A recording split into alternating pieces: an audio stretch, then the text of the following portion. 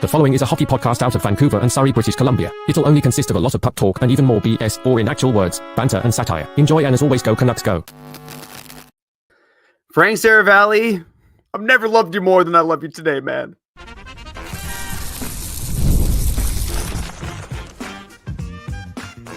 You're Locked On Canucks, your daily podcast on the Vancouver Canucks, part of the Locked On Podcast Network, your team every day. Hey, happy hump day and welcome to another episode of Locked On Canucks. My name is Trevor Beggs. That guy is Kyle Bhawan, and this episode is brought to you by FanDuel. Go download the FanDuel app now by visiting FanDuel.com and win $300 in bonus bets if your first $5 bet wins.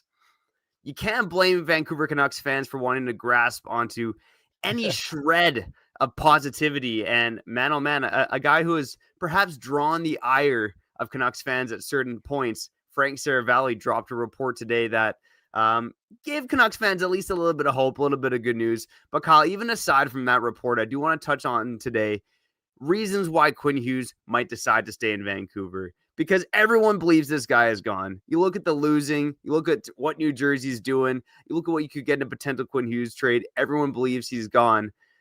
But for now, he's still a Vancouver Canuck. And until that trade is actually commenced, he's in the blue and green, man, or the black, red, and yellow, like I'm wearing today.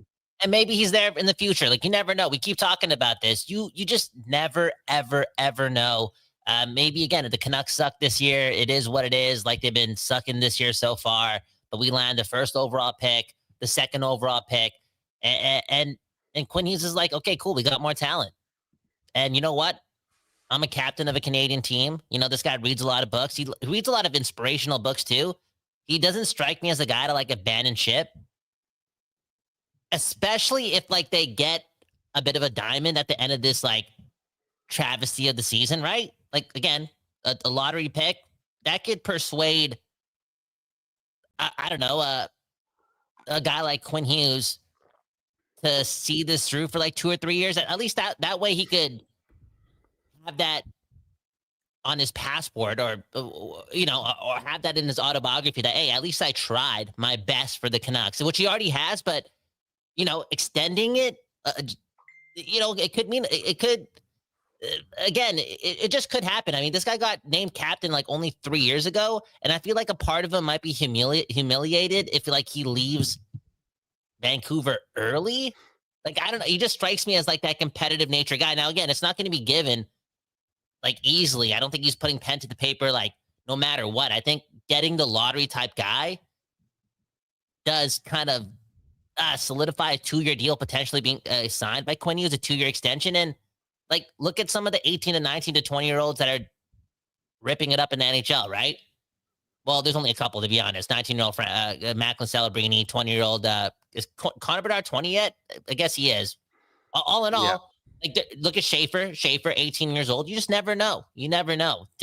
Winning fixes everything, yes, but winning the draft lottery could fix a lot of things, too, for the Vancouver Canucks.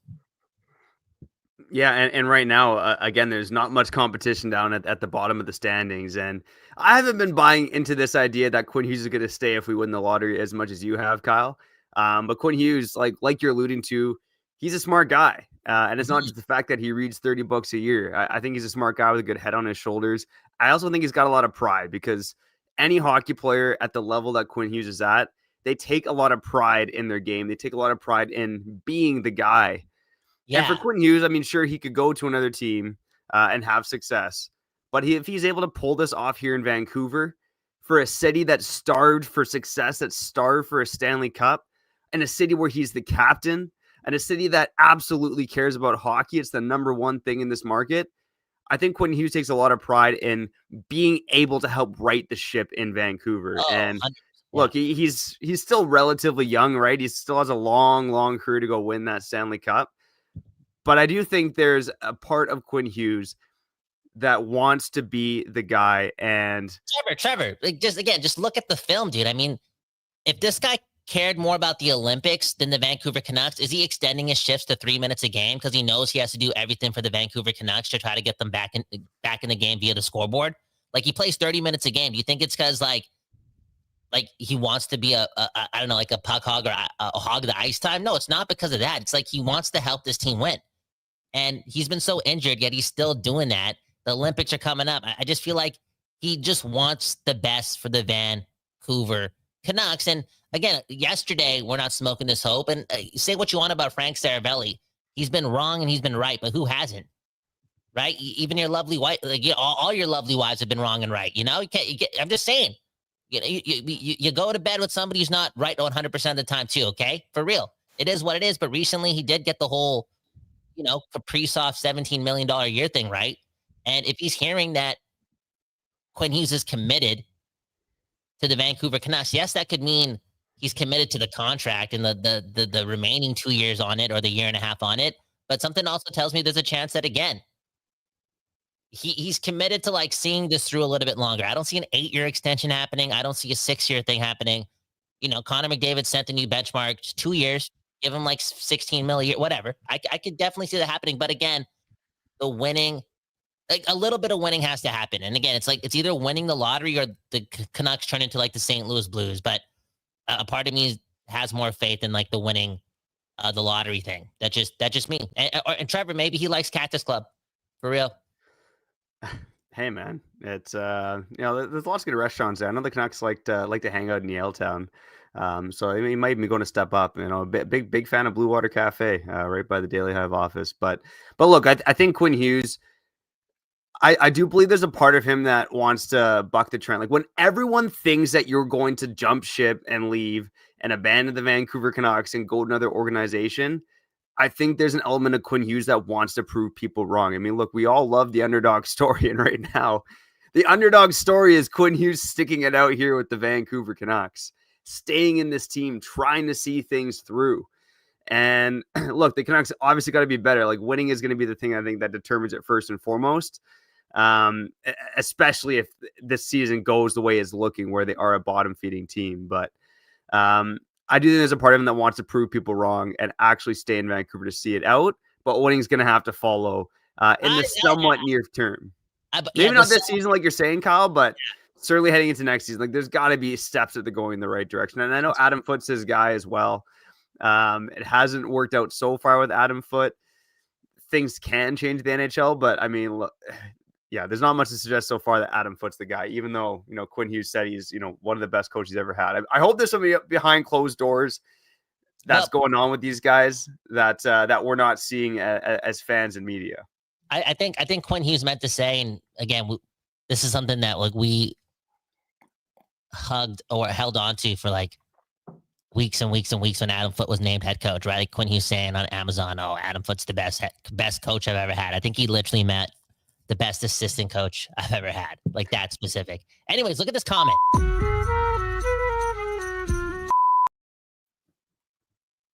This one comes from the Blazers fan, the 22, again, junior hockey insider here on Locked On Canucks. He says that the Canucks get Verhoff or Hurlbert, they don't need to rebuild or retool. If McKenna and Verhoff can come in like Celebrini, we don't need to worry about rebuilding. And there's again, yesterday I'm like, the Canucks need a lot of players.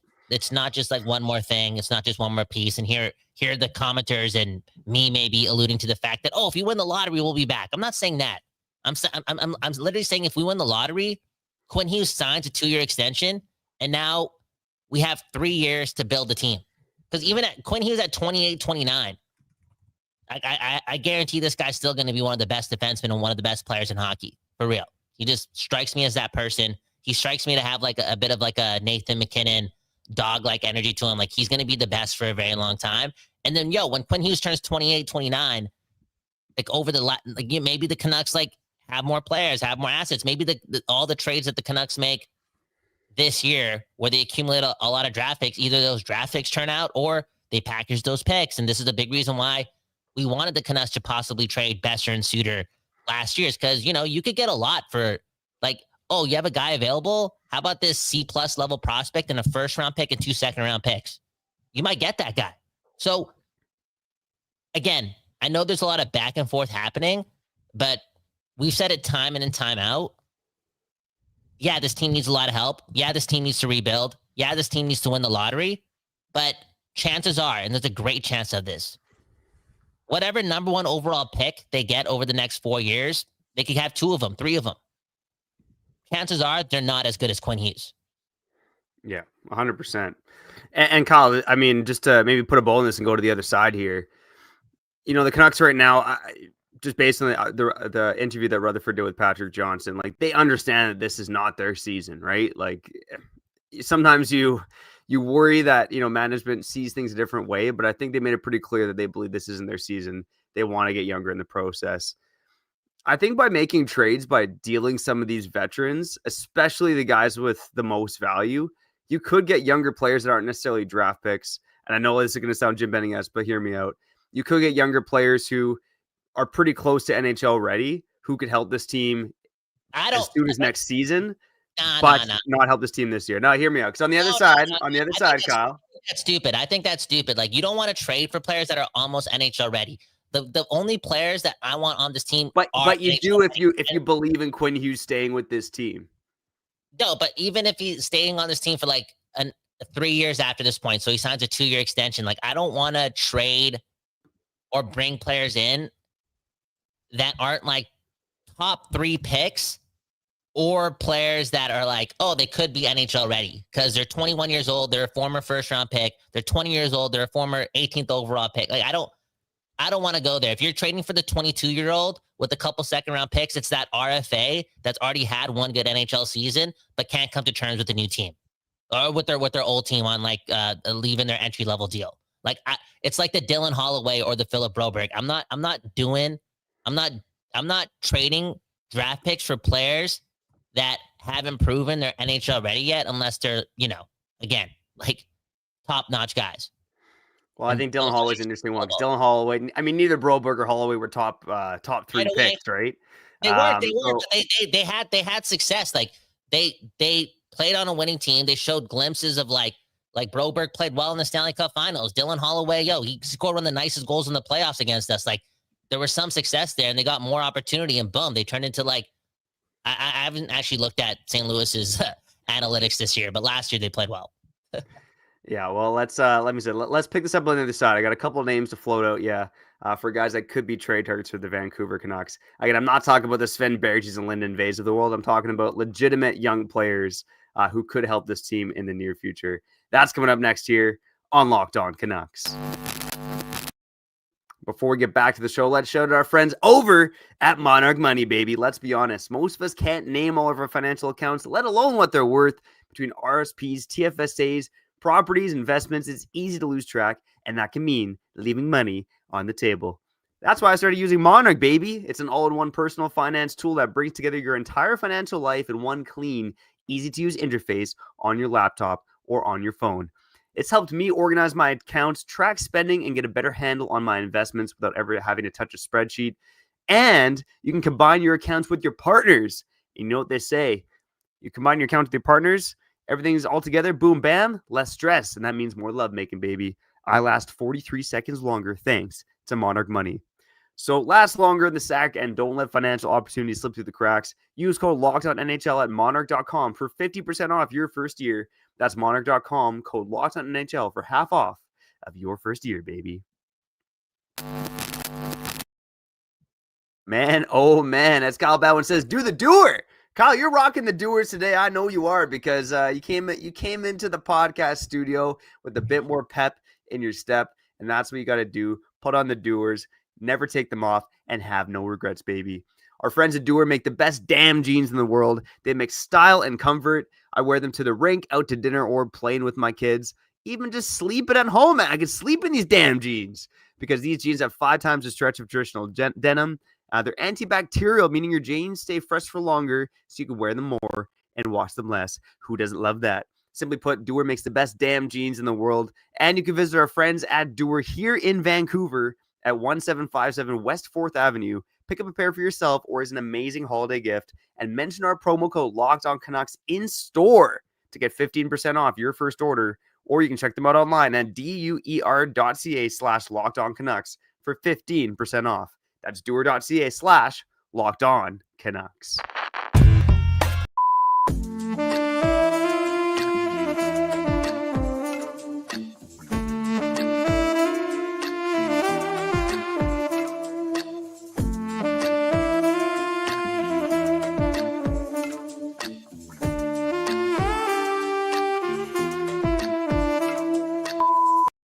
People, we back doing this, and that's talking about your Vancouver Canucks. My name's Cal Bauman. That right there is the second best dad in the world. One love to the Don't Do's Art Lab for giving us the space to give you that West Coast bias. And Trevor's art gallery, the Beggsy art gallery behind him.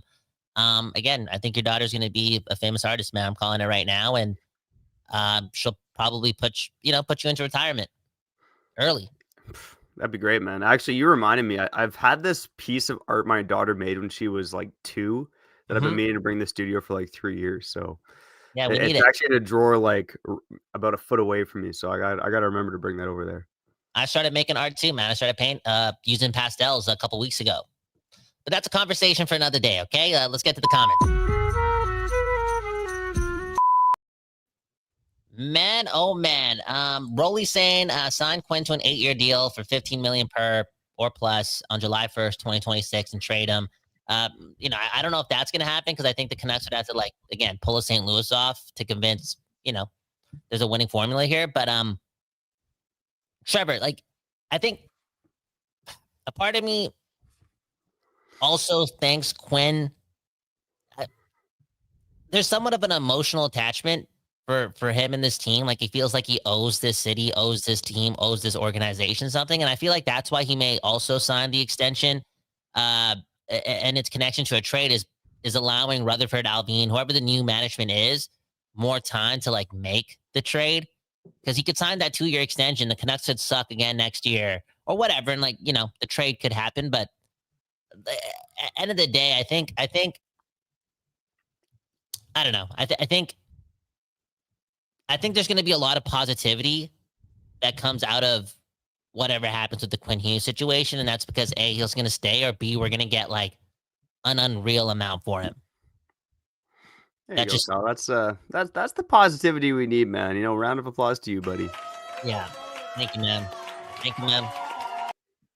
Thank you, man. Yeah, we need it, man. We need it in times like these. And again, Quinn Hughes, he's not going anywhere in the immediate future, right? But the rest of the Canucks veterans, I think that's up for debate, right? And we now know the Canucks, they messaged the group chat, the NHL GM group chat, and said, come get our veterans, including their 4 UFAs in Kiefer Sherwood, Evander Kane, Teddy Bluger, and Derek Forbort. When you look at the Canucks veterans here, like, unless this team goes down the road of asking Hronek or Marcus Pettersson to waive their no-move clause, or they trade Elias Pettersson, or they trade Quinn Hughes, or they try to trade Thatcher Demko, it's the secondary pieces that are going to go out the door here, if anybody. And really, among those guys, there's only 2 that have interesting value out there, right? And it's Kiefer Sherwood and it's Connor Garland, right? Kiefer Sherwood, everyone knows, make a 1.5 schmil, banging bodies, scoring goals. It might be the time to sell high as much as I would miss that dude in this city because he's a fun player to watch. Same with Connor Garland, man, another fan favorite. Signs the big extension, but has no trade protection right now. Kyle, when I look at trading either of those 2 guys, you got a 29-year-old in Garland and a 30-year-old in Sherwood.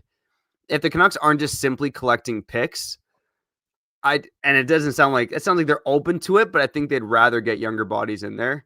There are 2 guys out there that I kind of wonder about as potential trade targets. And, I'm looking at teams with deeper prospect pools who are in the mix and can make some noise. And those 2 teams are the Minnesota Wild and the Utah Mammoth. Now, with the Minnesota Wild, I think if you're the Canucks, you'd love to get a guy like Danila Yurov out of there. Former first-round pick, plays center. But I think a more realistic target might be Liam Ogren.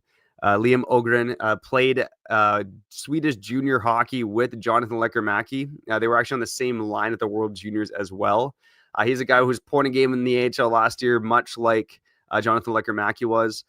Less pure skill, more of a some of his comps are like Gabriel Landeskog and Niederreiter, just like a hardworking guy with some top 6 potential. I wonder if that guy is someone the Canucks would be interested in targeting over just a pure draft pick. So that's trade target number 1 I have. The second one would be with the Utah Mammoth. Now, you talk about a team that has been, or an organization, I should say, has been bad for a long time. They've got an incredibly deep prospect pool. They're a team that's been in the mix this year, and you could see them adding to try to actually make a push here in the Western Conference.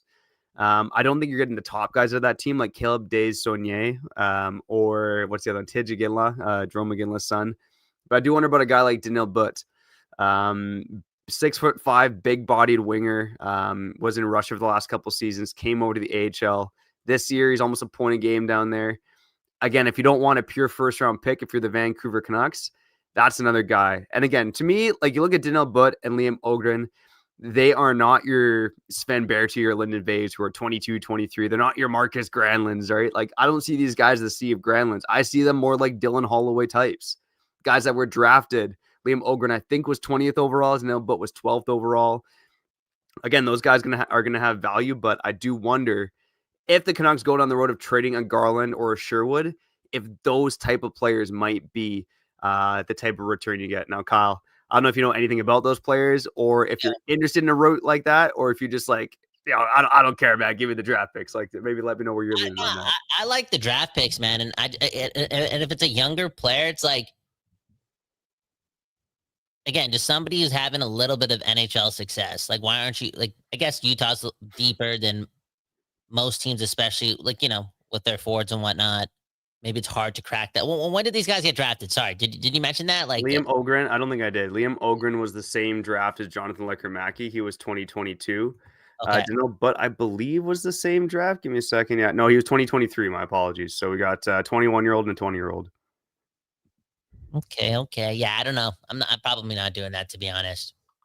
I need to see a little bit of like, are they dominating it wherever they're playing? Are they, doing great in the AHL? I don't want to hear they need more development or they need more opportunity. I don't want I mean, Daniel Butts, again, his first season over in North America as a 20-year-old. I believe he's tied for the AHL league lead among rookies with 8 goals in 16 games. He got 14 points as well. Okay. And look, that's a deep organization. I think if you're Utah, you could just keep guys and go the slow developmental route, and that wouldn't be a shock. But if you want a guy to bolster your playoff chances this season, that might be a guy you're willing to part with for a guy like a Sherwood or a Garland.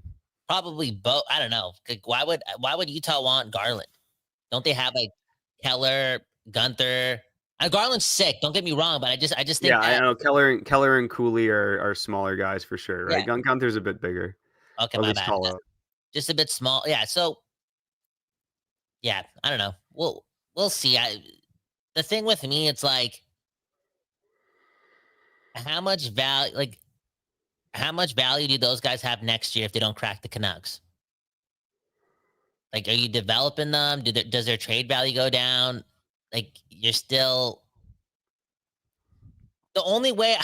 It's crazy, man. The only way I would consider making a trade like that is if, again, Quinn Hughes 100% is not a Vancouver Canuck next year.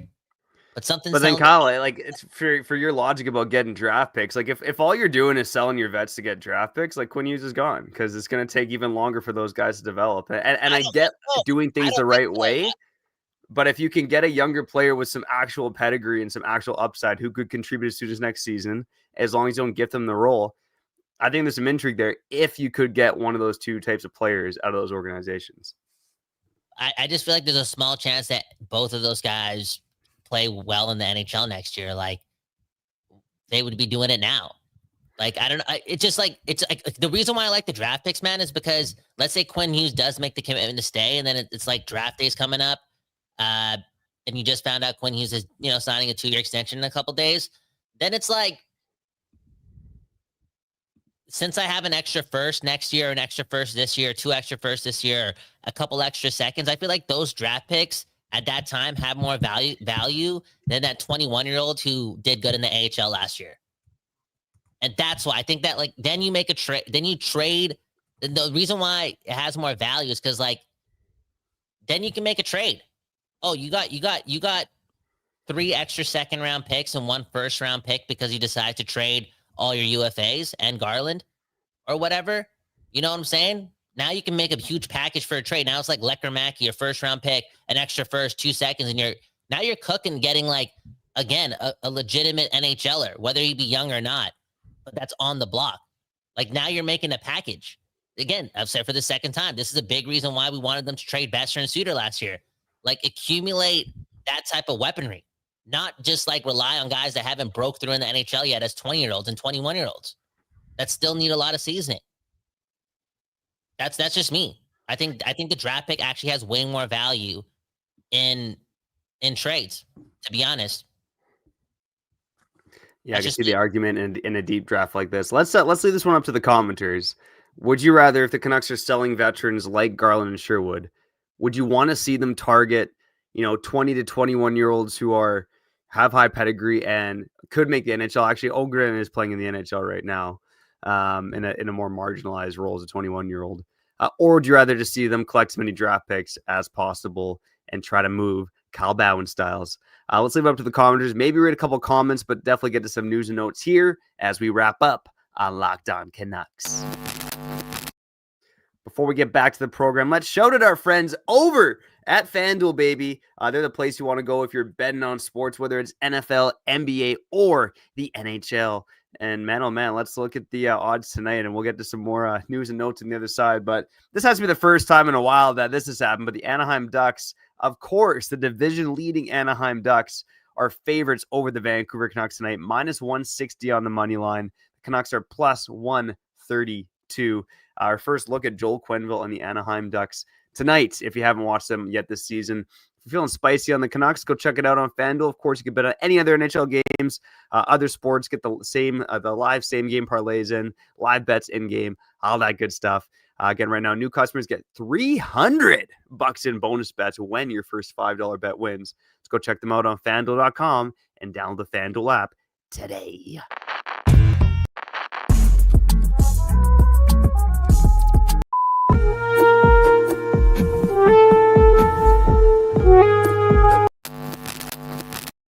Okay, we back doing this, talking about your Vancouver Canucks. Everyone hit the like button. Christmas is in a couple days.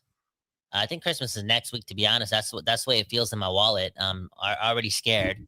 And that's because, and again, hit the like button, support the show.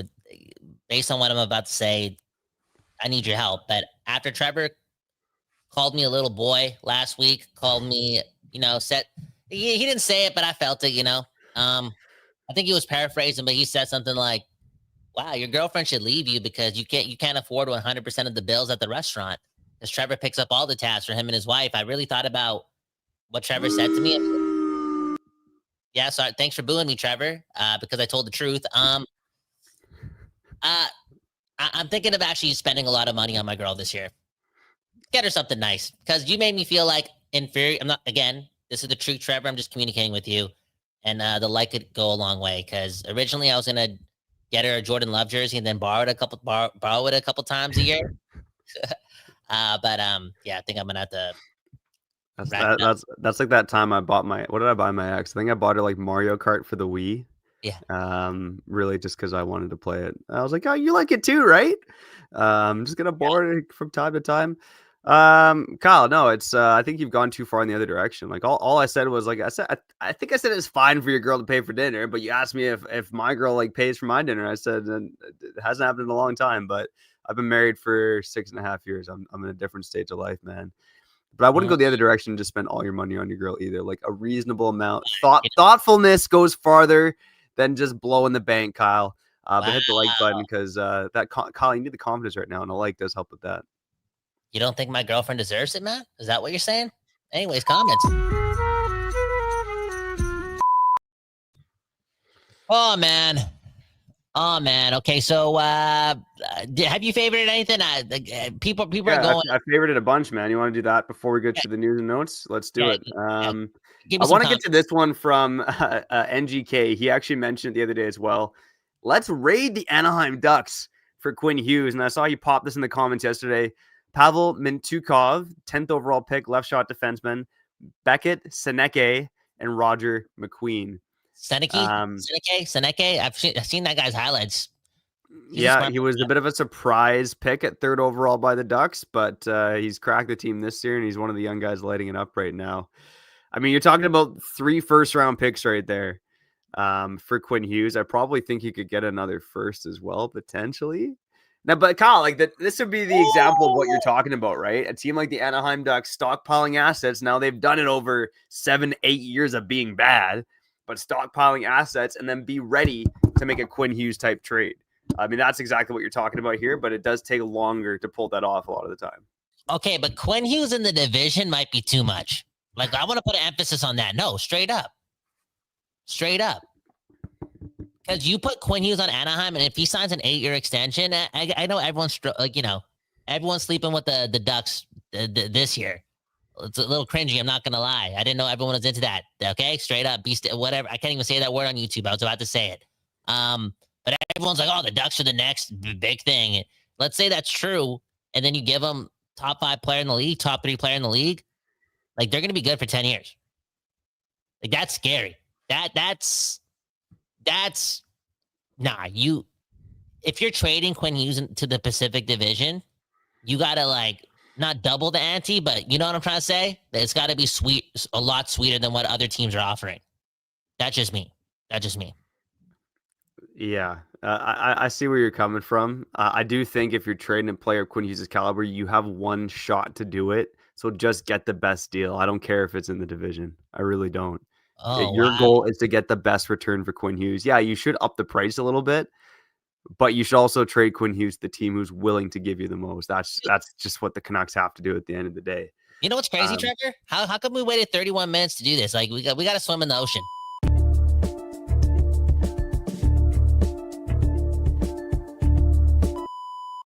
Okay, I don't have the tweet in front of me right now, but I remember it. Okay, and on swimming in the ocean, this is when we go to Twitter, and we're there's a lot of snakes in the ocean on Twitter. Okay, it's a dark place. That being said, Gary Mason, man, whenever he speaks, there's a lot of truth to it, and we've been smoking on that whack stuff right now because Gary Mason, said, when the inevitable happens and Quinn Hughes gets traded, it'll be the darkest point in franchise history. I'm paraphrasing just a little bit, but he tweeted that and it felt real.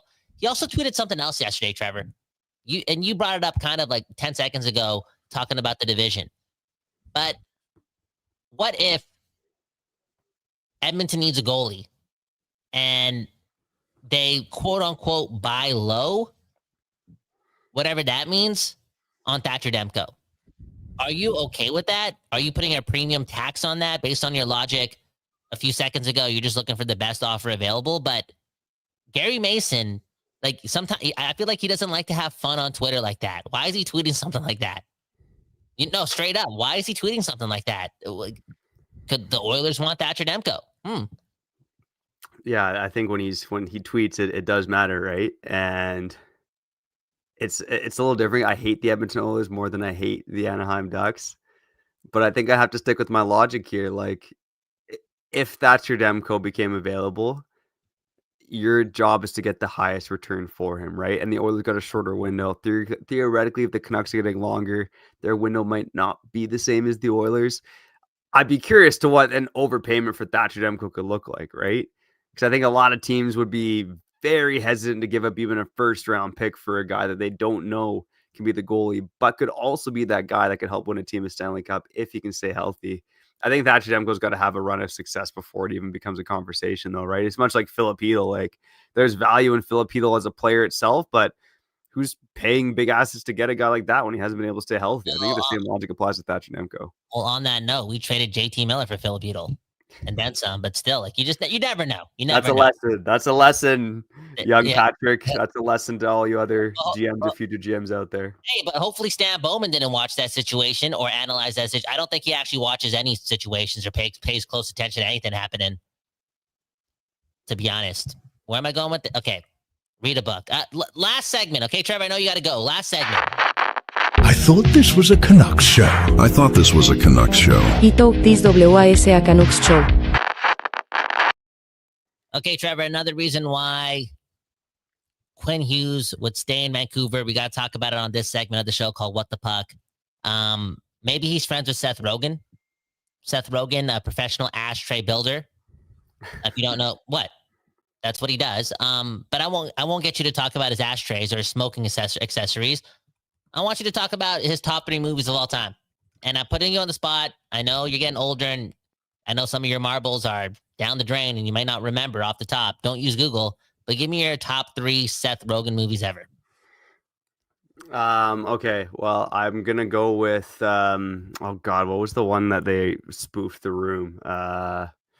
Directors. Oh God. The one where they spoofed Tommy Wiseau in The Room was a good one. I don't even remember the goddamn name of it. That's killing me. I am losing my marbles. Pineapple Express. And Pineapple Express and Knocked Up are classics. I love those ones. Probably those two and the one that I can't even remember the goddamn name of. I know the Dictator was good too. And you said, okay, so you Dictator, Pineapple Express, and then the one that you can't name. Knocked Up, yeah. Oh, Knocked Up. You mentioned Knocked Up too. So not Superbad. Superbad's not in there. How about the one where the world's ending? I forgot about Superbad. Yeah, Superbad's got to be probably number one, to be honest. Dude, yeah, I forgot, he's not a main guy in Superbad, but he does play a role in Superbad. So I was thinking, okay, Superbad's got to be number one. I've watched that movie too many times, but I probably haven't watched it in 10 years, but I probably watched it 20 times before then. Yeah, Trevor, I feel like if Superbad was directed in 2025 and, everyone's a little bit more sensitive, right? You got to get all the colors in the movie, okay? I feel like I would actually be casted to be McLovin. I can see it, man. You'd be a good McLovin. I used to have a McLovin ID, and I used to whip it out of bars when I was 19, and pretty much zero bartenders ever laughed at it. Yeah.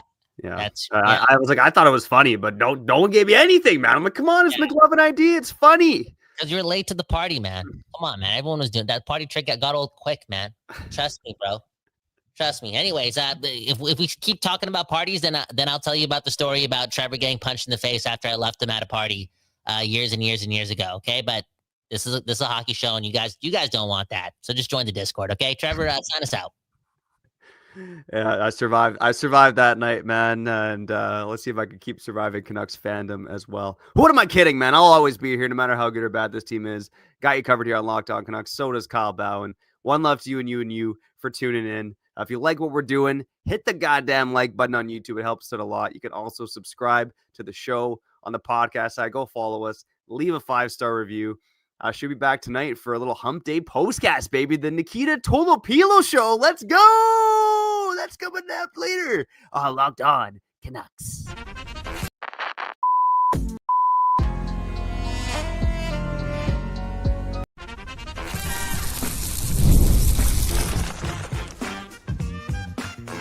You're Locked On Canucks, your daily podcast on the Vancouver Canucks, part of the Locked On Podcast Network, your team every day.